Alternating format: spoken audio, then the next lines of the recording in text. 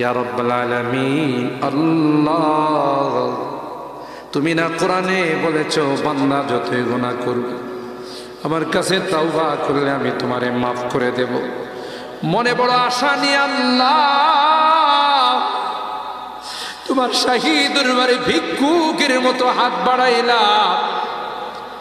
তুমি যদি ক্ষমা না করো, কে আমাদেরকে ক্ষমা করবে? কে আমাদের মাফ করবে? ভিক্ষুকে একজনের কাছে ভিক্ষা না পেলে আরেকজনের কাছে পায়। এক দুয়ার থেকে বিতাড়িত হলে আরেক দুয়ারে যায়। তোমার দরবার থেকে যদি মাহরুম হয়ে যায়, বিতাড়িত হয়ে যায়, কার কাছে যাব? কে আমাদেরকে ক্ষমা করবে? মালিক রে, কাঙ্গালের মতো হাত বাড়াইলাম, তাওবা করতেছি, আর জীবনে কোনোদিন নামাজ ছাড়ব না, আর জীবনে কোনো গুনাহ করব না, আর জীবনে কোনোদিন বেপরদায় চলব না, আর কোনোদিন সুদী লেনদেন করব না।